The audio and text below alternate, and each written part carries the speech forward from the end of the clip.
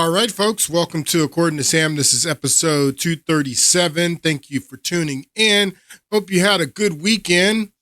I'm basically going to pick up where I left off in the last podcast.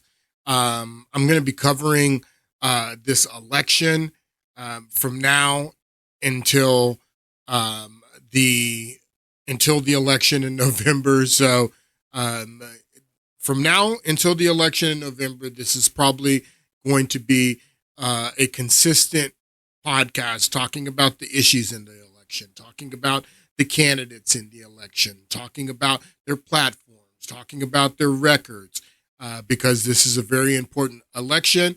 I'm doing the job here on According to Sam that the media should be doing, but we can't trust our media anymore. That's the entire reason I do this podcast, is because we can have no faith in our media. The media is essentially, an arm of the Democratic Party. So they're only going to give you one point of view.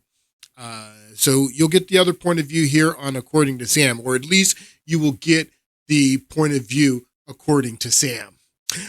So today I want to get started with a clip from the Sunday shows yesterday. And I watch all the Sunday shows, so you don't have to. Yesterday on ABC This Week, Hot Carl was interviewing Leonard.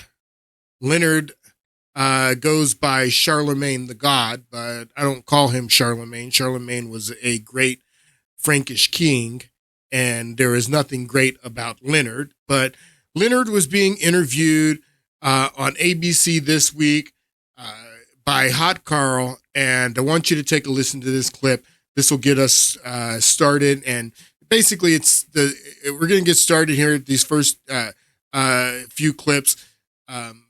Getting back into the same thing that we were talking about in the last podcast. The last podcast was titled Run and Hide, because I was explaining how Kamala Harris was running a presidential campaign, seemingly running a presidential campaign, but also hiding from the media. And this is what is discussed here in this clip with Leonard. In politics, man, especially when you a woman of color, they don't want to be perceived as the angry black woman. But look, we got a lot to be angry about right now. We have a lot to be angry about right now, is what Leonard says. Who's in charge right now, Leonard? Yes, we have a lot to be angry about. 65% of the country believes that the country is on the wrong track. 65% of the country is not happy with the direction of the country. Prices are high, tons of issues that are going on domestically and internationally, and people are frustrated. No, they're not happy. But who is in charge? Who is in charge right now? It is Joe Biden and Kamala Harris. And I don't know how much Joe Biden is doing, but yes, people are unhappy, but they're unhappy with Kamala Harris. They're unhappy with what is going on in this country under the Biden-Harris administration. Especially when you a woman of color, they don't want to be perceived as the angry black woman. But look, we got a lot to be angry about right now. I agree. We really do. And I think that people see that and they see passion, because that's what it is. So I think over the last few weeks in the press, we've actually seen the real her. And she does need to do more interviews. I'm not gonna... Yeah, how about she hasn't done an interview yet, and she hasn't done a press Carl conference says, yet. Yeah, what about that? She hasn't done any interviews in 3 weeks. She refuses to sit down with the media. Hey, what about that? 2 more interviews. I'm not gonna... Yeah, how about she hasn't done an interview yet, and she hasn't done a press conference yet. Yeah. So why is that? She's new to the job, but yeah, Leonard, why is that? Answer questions yet. I really don't know. It's the bottom of the 9th inning, right? Like, I feel like she should be any and everywhere, having these conversations. She should be any and everywhere having these conversations, Leonard. Why can't you come up with a reason to why she's not doing interviews and making herself available to the media? Seen her answer questions yet. I really don't know. I mean, it's the bottom of the ninth inning, right? Like, I feel like she should be any and everywhere, having these conversations. I truly don't know why she hasn't, done any interviews. You don't know. That's the only reason I know Donald Trump is still, sucking the air out of the headlines, because he keeps headlines going. Like, he's everywhere. He's everywhere. At the National Association for Black Journalists Convention. You saw him on with Aiden Ross. He's going to be on with Elon Musk. He's always calling. He's everywhere. Even Leonard. Even Leonard is saying that Trump is going everywhere. Trump is making himself available in every situation that he can. Interviews with anybody, even hostile environments like the National Association of Black Journalists. Trump is going there. And I can't understand why Kamala is not doing this. This is the bottom of the ninth inning, is what Leonard says.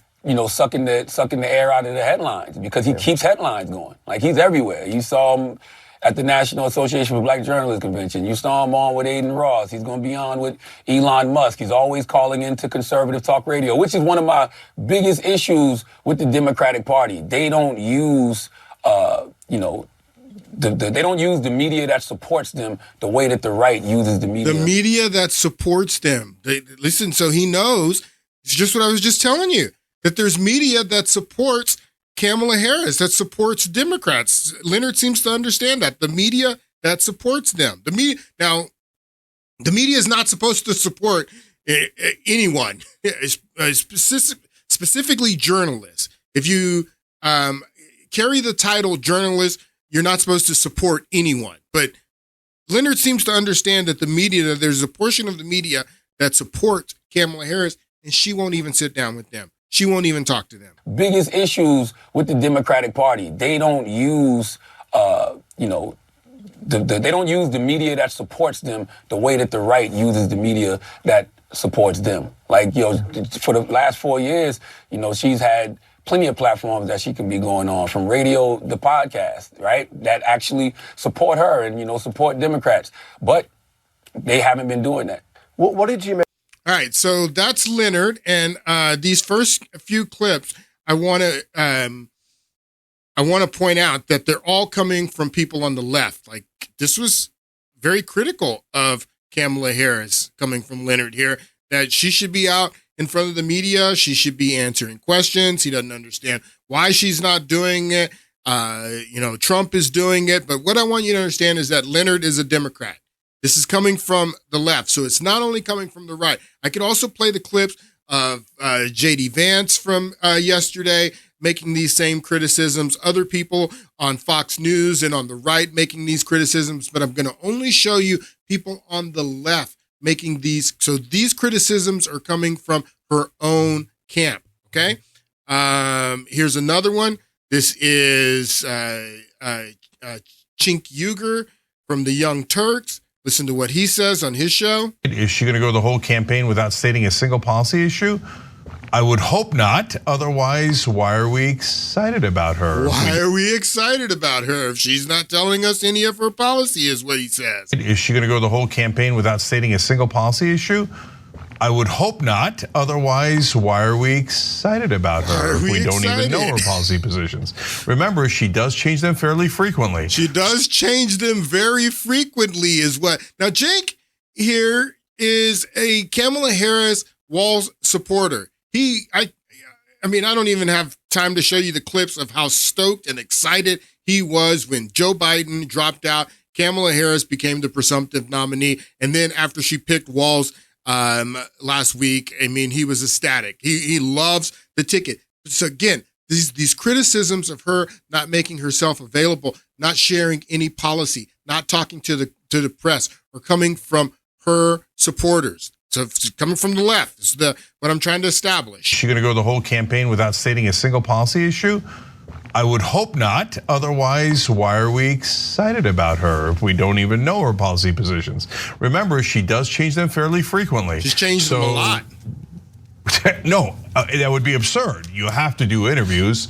You have to answer what the hell you're going to do when you get in office. And by the way, you should tell people what you're going to do. And if that causes some degree of trouble because you misstated it or it's not a popular policy position, whatever it might be, that's called politics. Are you running or are you not running? She's running, but she's running and hiding, Jake. or Chink. I don't know how you say his name, Chink. She's running, but she's running and hiding. It's not a real campaign. He says, why are we excited about her? You're excited about her because her campaign is built on hype, and everybody loves hype. That's all this campaign is just a hype campaign. Now, let's listen to Fareed Zakaria. This is CNN's Fareed Zakaria, another leftist, again, making the same criticism, but he goes a little bit deeper. I want you to listen to what Fareed says here. Voters choose from the gut and then rationalize their choice, consciously or not. Kamala Harris's campaign seems premised on this latter intuition-based approach. Ever since she became the presumptive nominee of the Democratic Party, Harris has run a remarkably focused and disciplined campaign, one that seems focused and disciplined, light on substance, light on feelings, light on substance, high on feelings is what Fareed says. Chinks here says, well, why are we excited about her? She hasn't put out any policies or anything. You know, she's not doing any interviews. So why are we excited about her? And Fareed Zakaria tells you why you're excited about her, Chink, why everybody's excited about her, because it's light on substance and heavy on feelings, heavy on the emotion, heavy on the hype. This is what the sell is. Intuition-based approach. Ever since she became the presumptive nominee of the Democratic Party, Harris has run a remarkably focused and disciplined campaign, one that seems deliberately light on substance and high on feelings. You don't see the dozens of policy papers that were a hallmark of Hillary Clinton's 2016 campaign. Harris has not yet given extensive interviews or done press conferences, which would force her to detail her positions on specific issues. And we have an election to win. Instead, she has introduced herself to the American people in entirely human terms, presenting herself as a dynamic, warm, funny, and optimistic person. You think you just fell out of a coconut tree? It's heavy on vibes, and so far, it seems to be working. Her running mate pick follows the same pattern. The practical choice... So it's heavy on vibes, is what Fareed Zakaria says. It's emotional. It's devoid of any substance. It's all about feelings. That's why you are excited about her, even though she hasn't put out any policy, Chink. This is another CNN report, Dana Bash, just explaining how this campaign is. And again, for the past couple of weeks, have been relating this campaign to the Fire Festival and Coney 2012 about a viral online campaign about emotion and excitement and all that. They don't need any policy. They don't need any substance. Neither did the Fire Festival and Coney 2012. It was all about how it made you feel. That's the campaign she's running. Take a look at this report.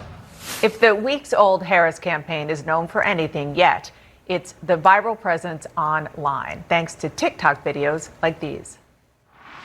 As my friend Quavo would say, he does not walk it like he talks it. Take my shoes and walk a mile, something you can't do. No sleep.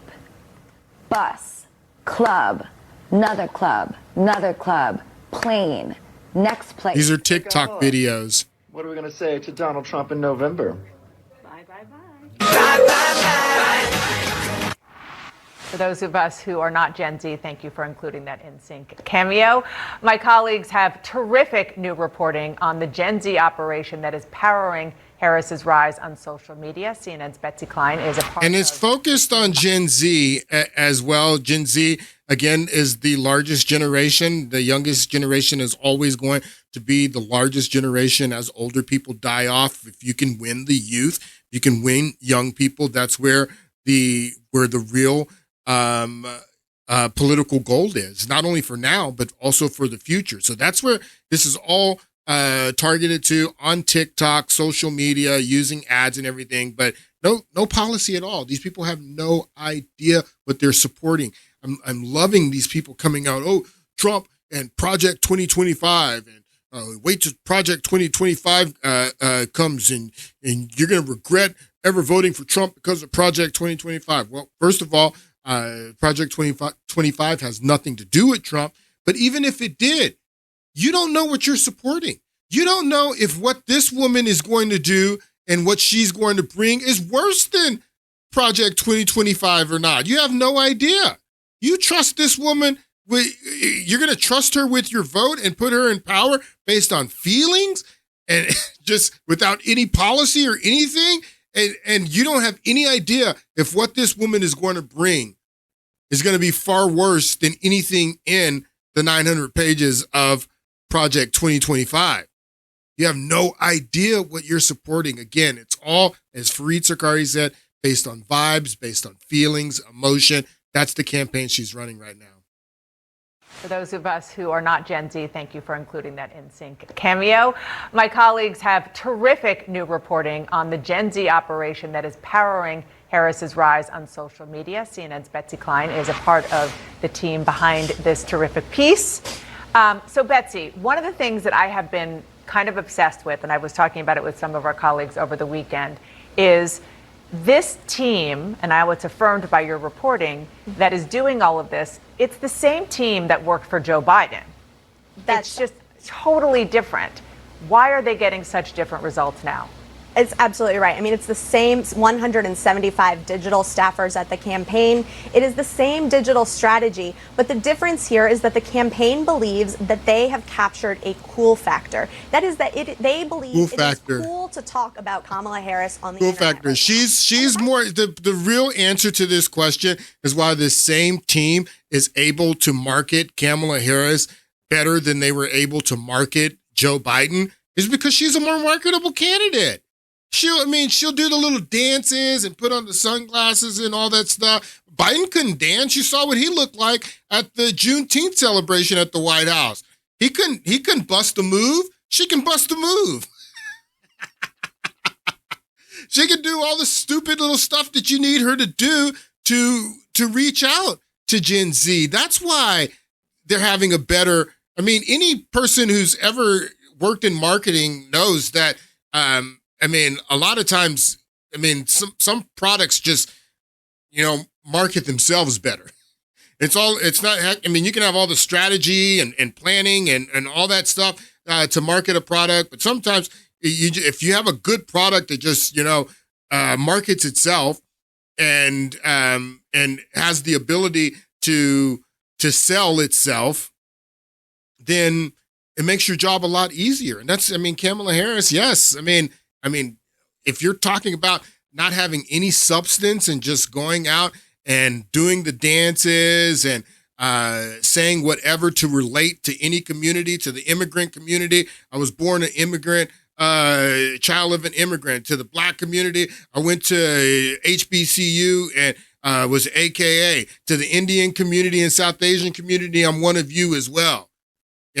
She's more marketable than Joe Biden. So, of course, this marketing team is having an easier time marketing or selling Kamala Harris to.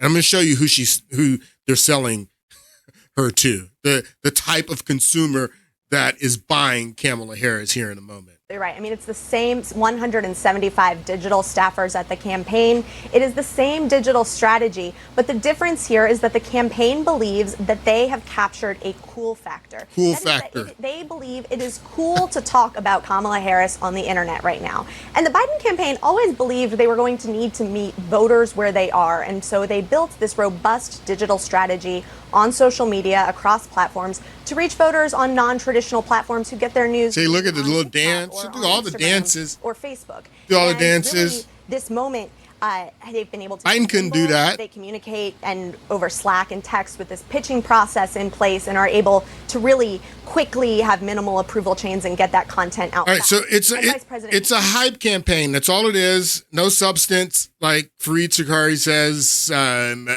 Nothing about policy or anything that they're going to do. You have no idea what her policy is or what she's going to do. It's just she's cool. She's cool. Coconut, brat, all this stuff. So who are the consumers that they're selling this viral campaign to? Well, these are the consumers. These are a few girls, I guess. Let's call them girls. I don't know. But you'll hear them in their own words, but these are the people that this viral campaign campaign is geared towards Gen Zers like these two. And they're here at Kamala Harris's event. I'm not sure if this is Arizona or in Nevada just this past weekend, but listen to these people. Why are y'all voting for Kamala Harris? I don't want to lose my rights. Like, I'm a trans man and I'm gay and I have been pregnant and I've had an abortion before and I don't want to lose that. I'm afraid of not being able to be myself anymore because from what I've heard, Trump's America doesn't want me to look like this. So that's why I'm here today and that's why I'm voting blue. What about you? I've also been pregnant and had an abortion before. I was a minor and it would have been dangerous for me to it would have been dangerous for me to carry a baby with personal reasons and everything. I also you can't really she's all I was just getting ready to say that you can't really see all of her piercings. She's got piercings all in her face and her nose, and then she's got pentagram earrings, so maybe she's into witchcraft. Who knows? I mean, but these are what the teachers look like in your classrooms, at your elementary schools.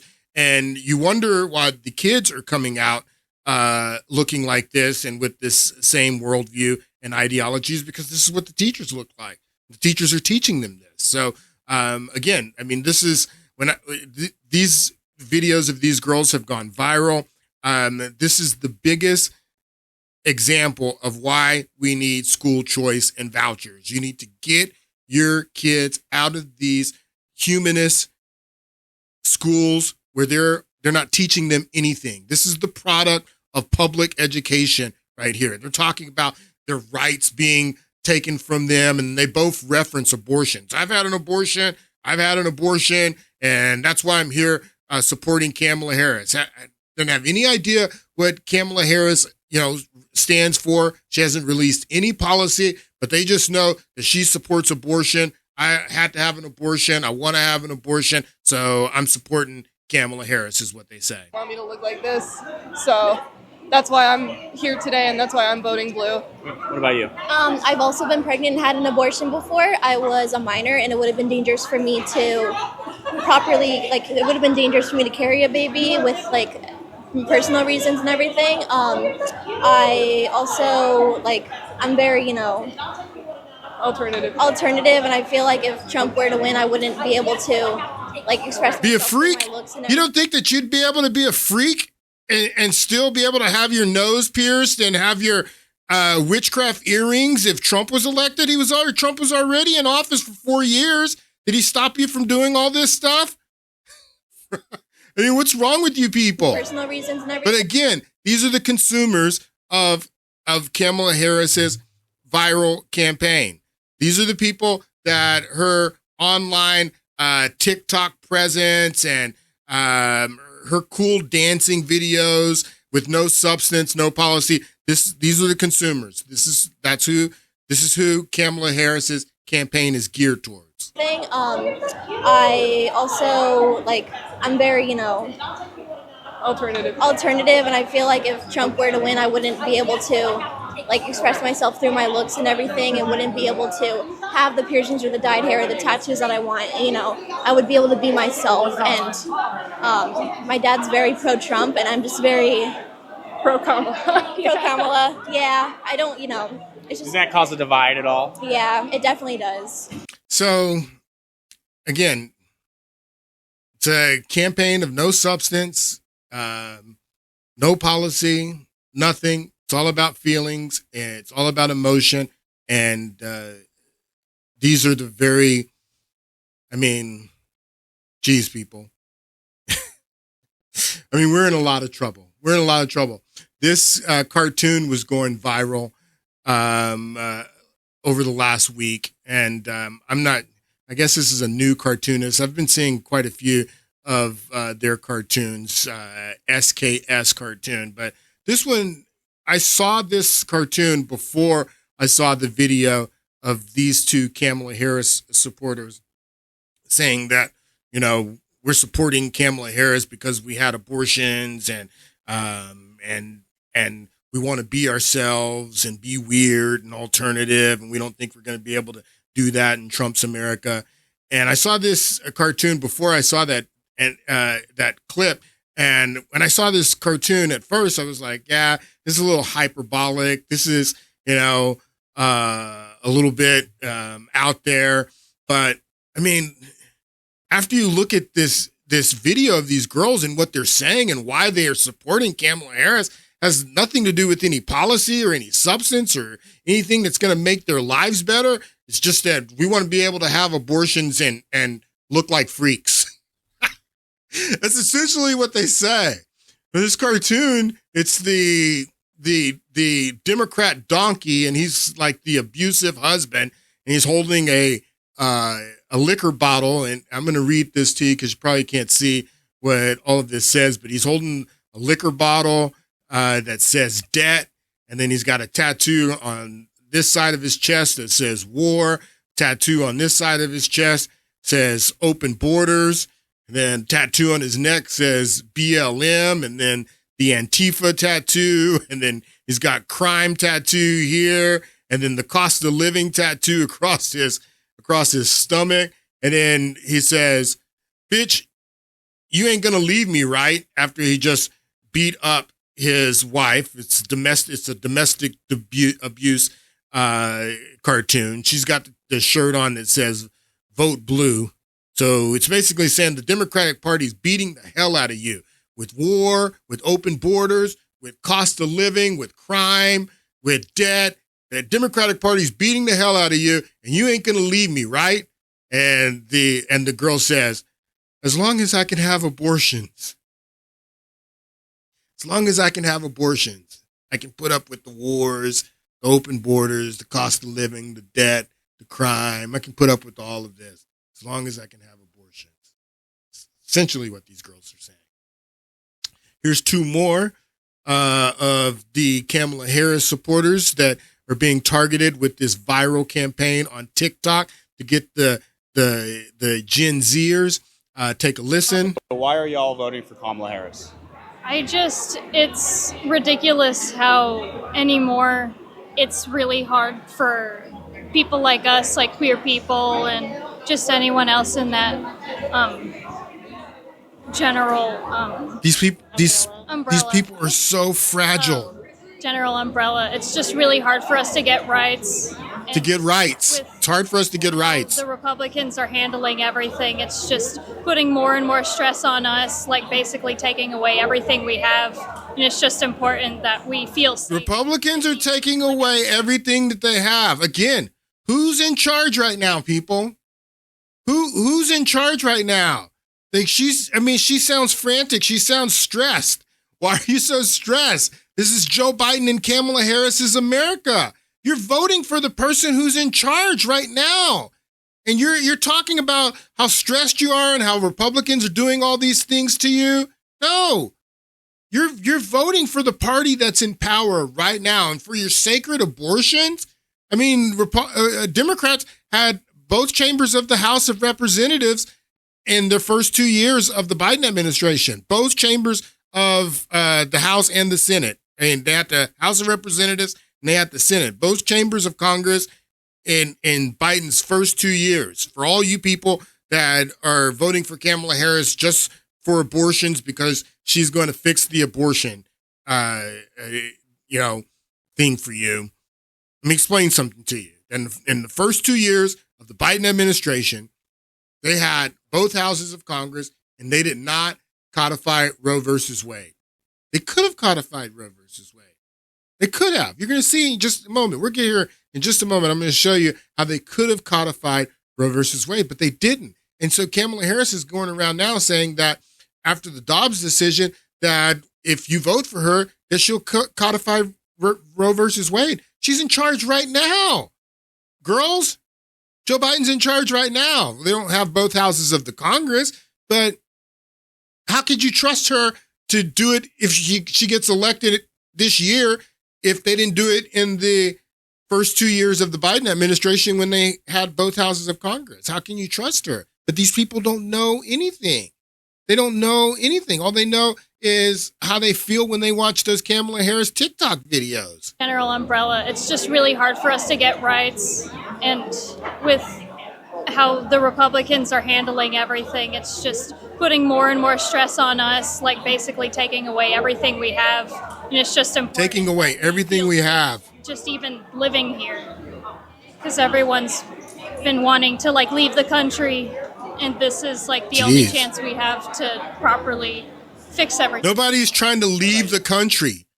People are coming into this country in droves. People are breaking their necks to come into this country. What are you talking about? People are trying to leave the country. These poor, fragile souls. Because everyone's been wanting to like leave the country, and this is like the only chance we have to properly fix everything. Voting for the person that's in power right now is the only chance that we have to fix everything. Voting for the person that is in power and in charge right now, and you're saying how bad everything is and how frantic you are and the anxiety you have around everything that's going on. Yeah, 65% of the country believes that the country's going in the wrong direction. Why would you vote for the people that are driving us in the wrong direction, that are running on forward? We're not going back. Why would you vote for someone like that? Because you don't know anything. You're brain dead. I feel sorry for you people. I feel sorry for them. And this is what your public schools are churning out right now. This is what is going on in America right now. The reason that America's in this situation is because of 60 years of public school indoctrination into a humanist worldview. Everyone's been wanting to like leave the country, and this is like the only chance we have to properly fix everything. What about you? I would definitely say that I want to keep my rights. I really do. As a queer individual and someone who's physically disabled and may not like be able to do certain things, I feel like they probably wouldn't have accommodations for someone like me, especially given that I like women as a woman. They probably wouldn't have accommodations. What are you talking about? What are you talking about? They probably wouldn't have that. You're voting for Kamala Harris because if Trump gets in, they probably won't have accommodation. This is what she's saying is essentially. Let me just, translate for you. She's saying that she's voting for Kamala Harris because if Trump is elected and Republicans come in, that they probably won't have accommodations for her because she likes women and she's a woman. That's what she says. That if Republicans get in, they're not going to have accommodations for me because I like women and I'm a woman. That's what she says. I mean, just wow. And may not be able to do certain things. I feel like they probably wouldn't have accommodations for someone like me, especially given that I like women as a woman. I want to keep access to my bank accounts. I would like to keep making money. I don't want to be some man's object. I really don't. It's the whole thing with Project 2025 is terrifying. Wow. Project 2025 is terrifying. You have no idea what you are supporting.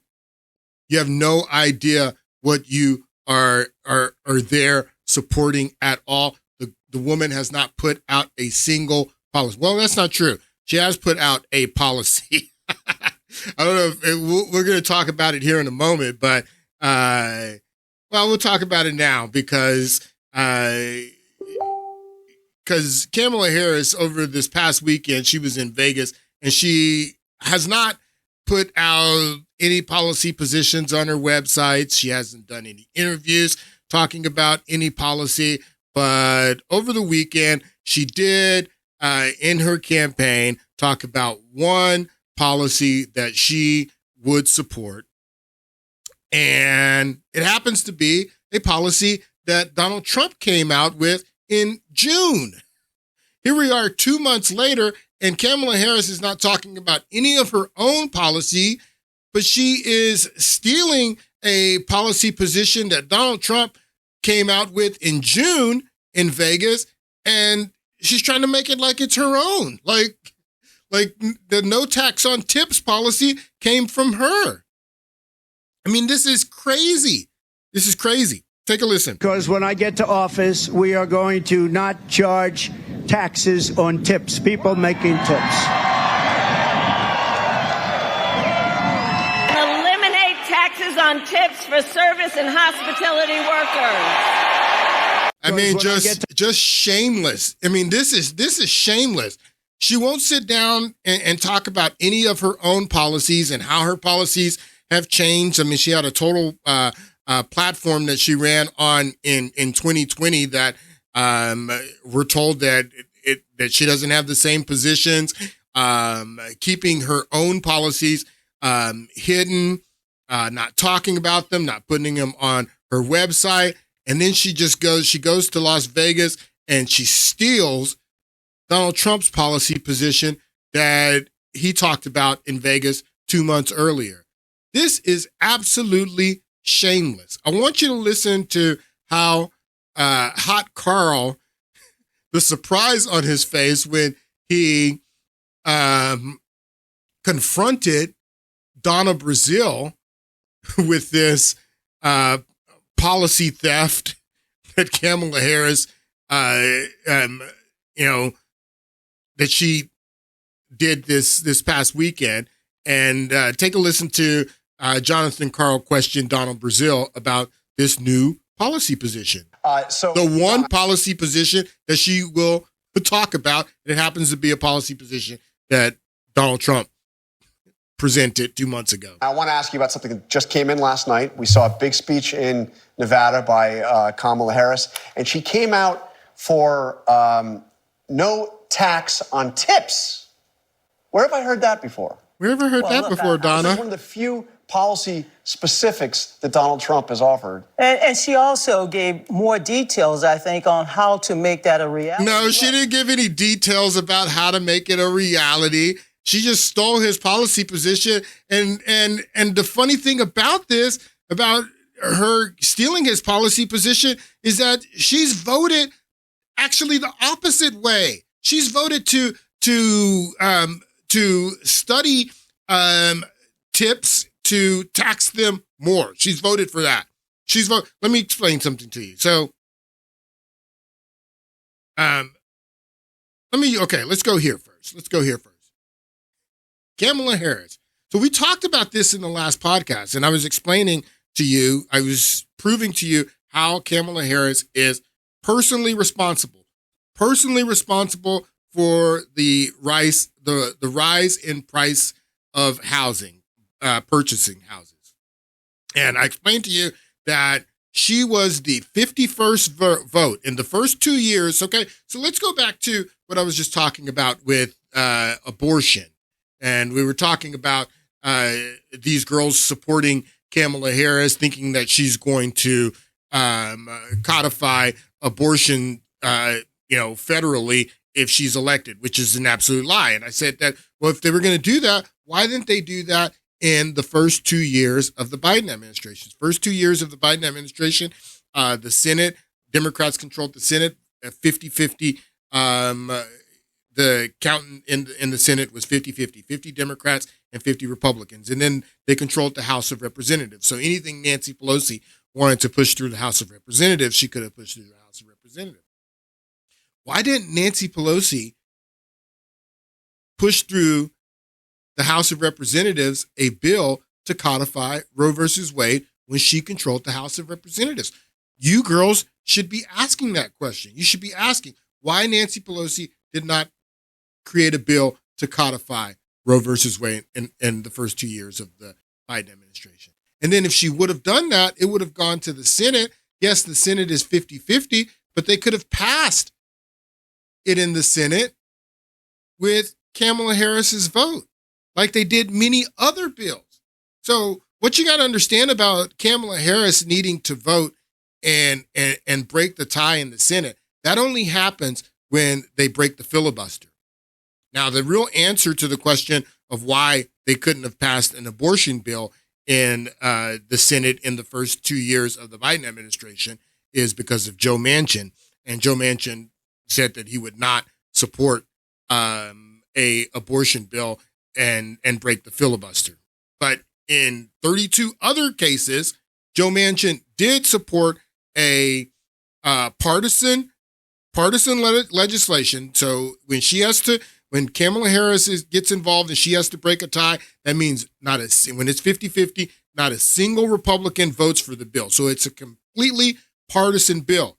That means you couldn't get Susan Collins, you couldn't get Lisa Murkowski, you couldn't get Mitt Romney. I mean, these are pretty much Democrats with R's by their name. You couldn't get them. That's how partisan and how radical the bill has to be for Kamala Harris to get involved. For her to get involved, it has to be completely partisan, where you couldn't get enough Republicans to break the filibuster. So they do it along party lines, and she comes in to break the tie.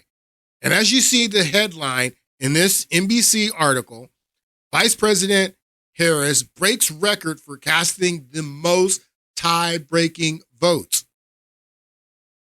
After voting for another President Biden's judicial nominee Tuesday, Harris has broken 32 ties.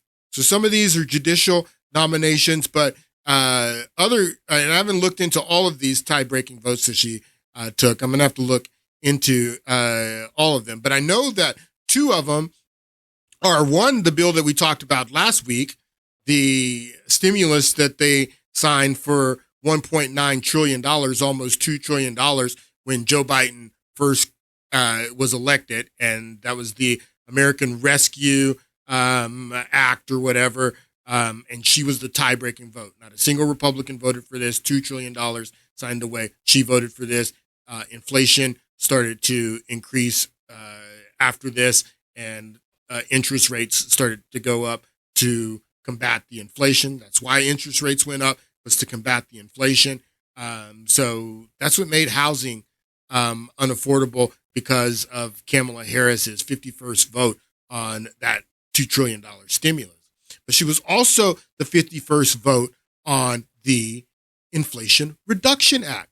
And in the Inflation Reduction Act, which was passed by only Democrats, not a single Republican voted for this, and Kamala Harris's 51st vote, in the Inflation Reduction Act, they hire 87,000 new IRS agents. They give the IRS, how much money do they give the IRS? $80 billion over 10 years. So $80 billion. The Democrats' Inflation Reduction Act calls for delivering $80 billion over 10 years and 87,000 new IRS agents. And now included in this program that she was the 51st vote on, it was also a program to crack down on tips. So she is solely responsible with her 51st vote in the Inflation Reduction Act for this program to crack down on tips. Biden IRS plans to crack down on waiters' tips. So that's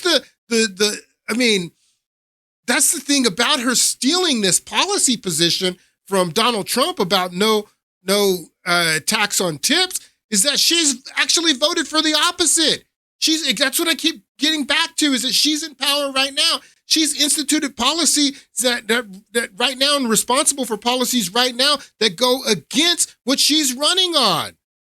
Her vote made housing unaffordable and drove up interest rates. Her vote created passed the Inflation Reduction Act and created this program in the IRS to study tips so they can tax tips more. It's ridiculous. I want you to listen to a little bit of this clip on Rising about this program that Kamala Harris, her 51st vote to pass the Inflation Reduction Act, created. Take a look. The IRS is floating a new program to better track tips in the service industry. Under the Service Industry Tip Compliance Agreement, restaurants, bars, food delivery, and other establishments where workers earn money from tips would voluntarily participate. The new program would facilitate the agency's monitoring and taxing efforts of the service industry, which currently requires workers to simply declare what they earn. Right now, most relying on gratuity for an income make woefully less than minimum wage, a point Republican Congressman Thomas Massie poked at in a tweet, saying, quote, how many waiters and waitresses are making more than $400,000 per year, Mr. So this is going back to Joe Biden saying that he's going to raise taxes. People. There's only two ways to, when you have a debt of $35 trillion like we have in this country, there's only two ways to tackle that debt, to decrease the deficit, the yearly deficit, and bring down the debt. There's only two ways. You have to either raise revenue, raise taxes, and anyone who believed that taxes were going to be raised only on people making and families making $400,000 a year, you're crazy. Taxes are going to be raised on everybody. They didn't pass a bill to hire 87,000 IRS agents just to go after billionaires. You know how many billionaires? That's like 10 IRS agents per billionaire, or if not more. What's wrong with you? They're going to be going after everybody. And that's what the Inflation Reduction Act that Kamala Harris' 51st vote helped pass created. They're going to be getting revenue from everyone. So revenue is one way to cut the deficit and to cut the debt. The other one is to cut spending. That's the other one. And you're going to get both. You're going to get higher taxes and you're going to get austerity. So get ready for it. But so Thomas Massey here, how many waiters and waitresses are making more than $400,000 a year? Not many, but they're still going to be getting hassled for more tax revenue. And you can thank Kamala Harris for that. And how dare her try to steal Donald Trump's policy position. But Donald Trump and his team, I don't know if this is his team or one of his PACs, but they came out with an ad right away. It's a brilliant ad. I don't know if it's going to make a difference when you're looking at, the campaign she's running on TikTok, trying to reach these people. I don't know if they will see this ad, but this is a brilliant ad, and it from Donald Trump, and it covers everything that I just told you. The Senate being equally divided, the Vice President votes in the affirmative, and the concurrent resolution as amended is adopted. So here what he says. So that's what she's saying, is that the Senate is equally divided, and she's presiding over the Senate in this vote over the Inflation Reduction Act. The Senate is divided. It's 50-50, and I vote to pass it, to create 87,000 new IRS agents, to give the IRS $80 billion, and to harass waitresses and waiters for their tips.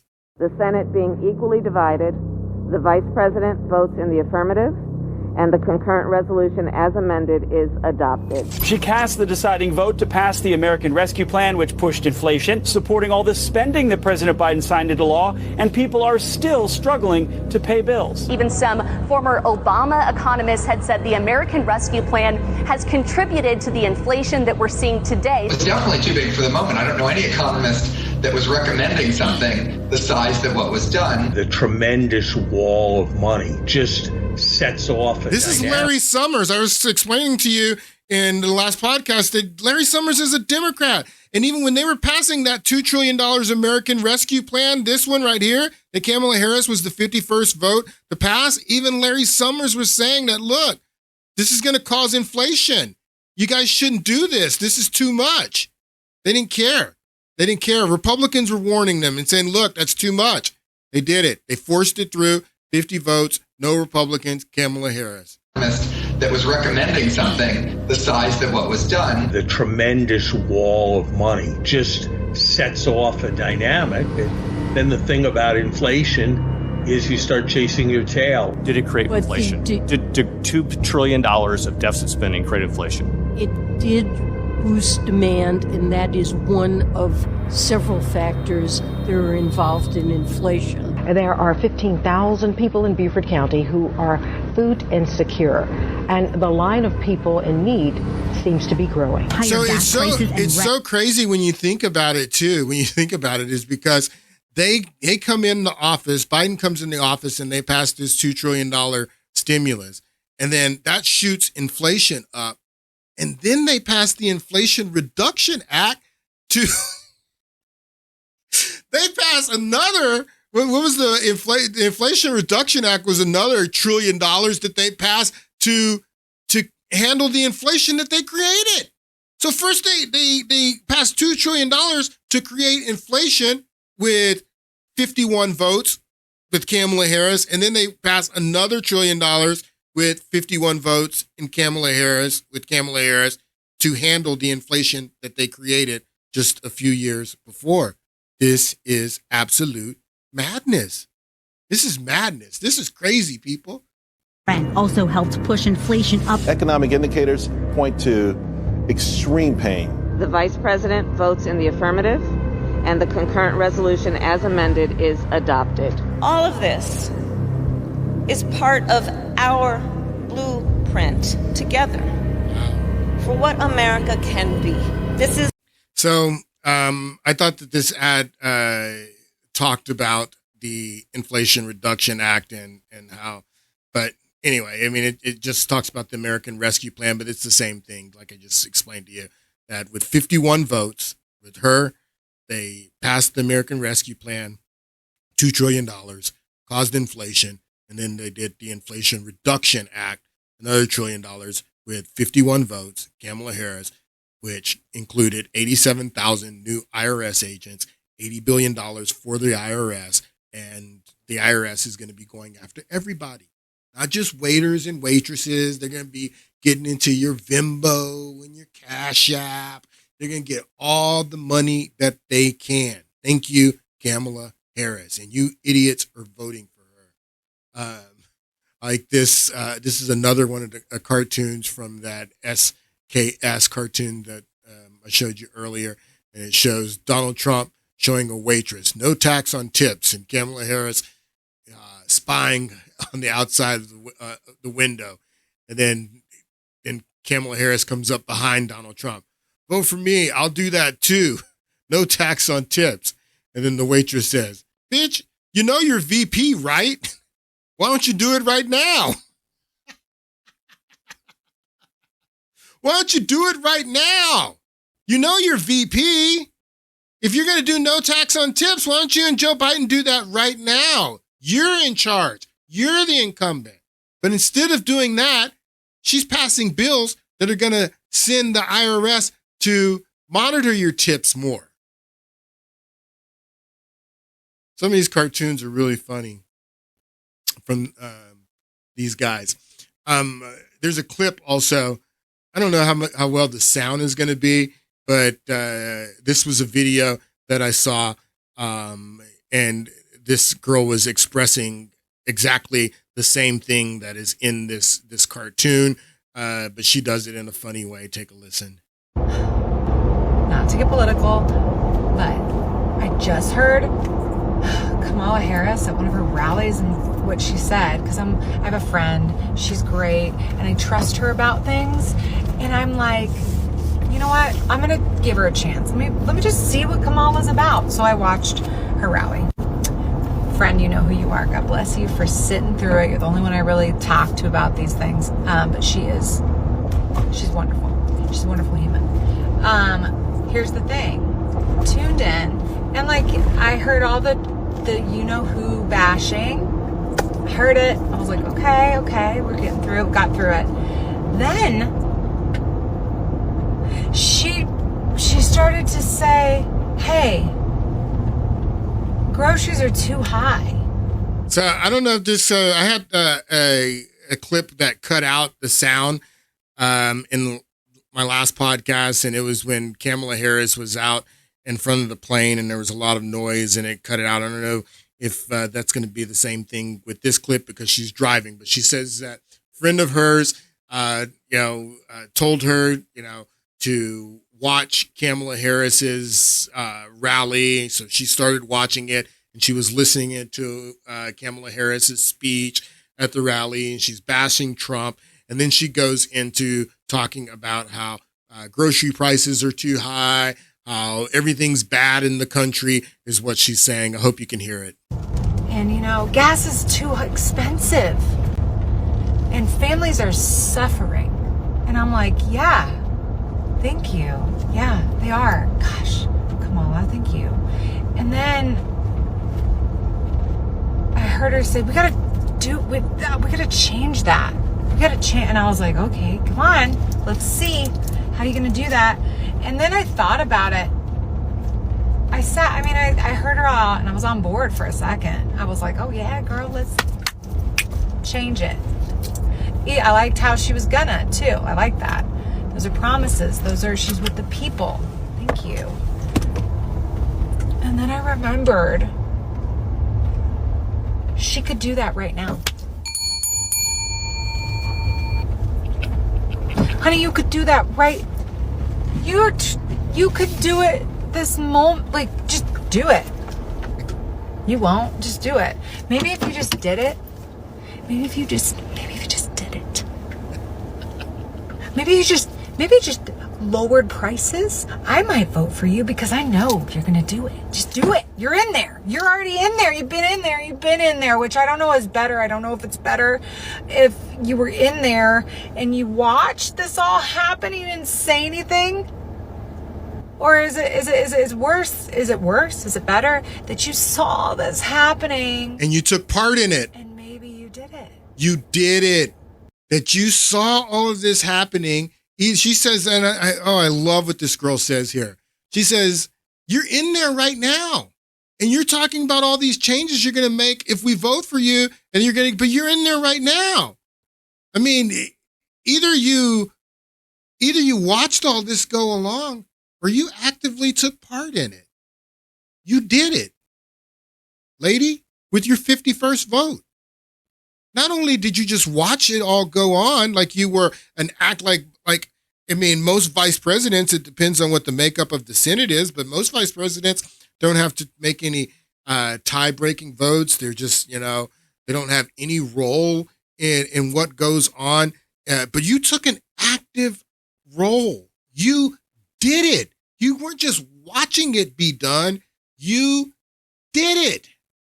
You were the 51st vote on the American Rescue, $2 trillion that sent inflation skyrocketing. You were the 51st vote on the Inflation Reduction Act from the inflation that you guys caused. You did it. And now you're saying, and you're in charge right now, and now you're saying you're going to fix it all. Man, I don't have time to get into Coach. I have all this stuff that I had planned on moving into and talking about Coach. We'll probably get into Coach in the next podcast because some of this stuff that I want to talk about Governor Walz, I have left over from the last podcast, and it's some really interesting stuff. This guy's a really interesting guy. It's funny. I will do this part and talk about this part that, well, let's listen to Leonard a little bit here. Where's Leonard?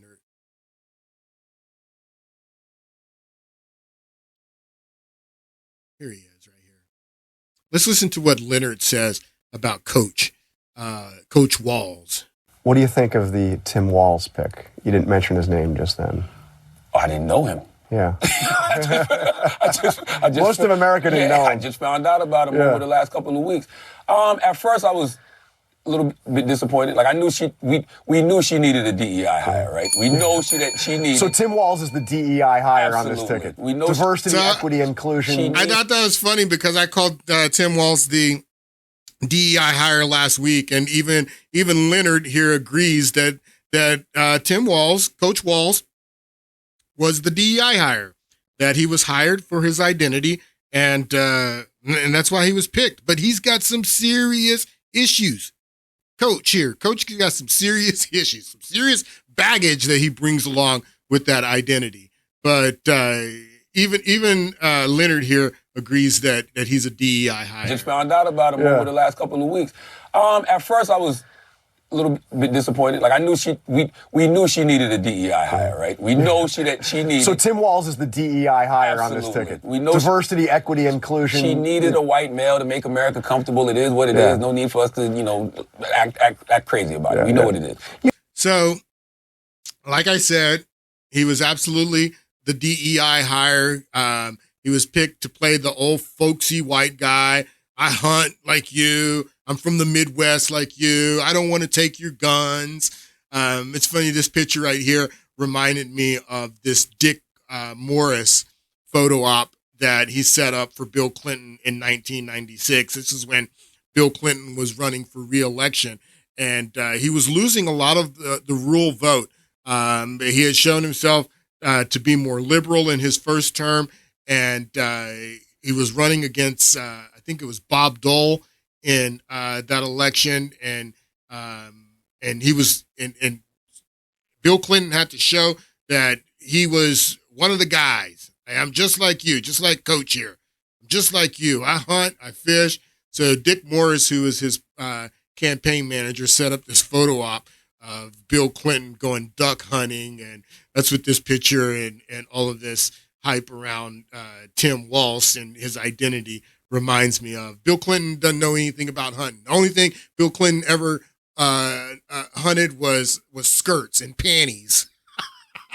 That's the only thing Bill Clinton knew about hunting. But they set up this photo op, Dick Morris did, to appeal so he could show, I'm one of you, you know, I'm a hunter like you. I'm going to protect the Second Amendment. So take a look at this clip. The president and first family are vacationing in Arkansas. They spent the first part of the week in South Carolina. And earlier today, the president met with reporters and discussed duck hunting.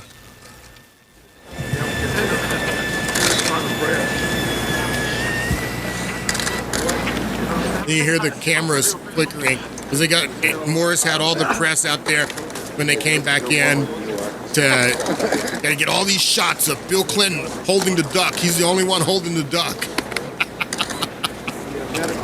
I'm just like you.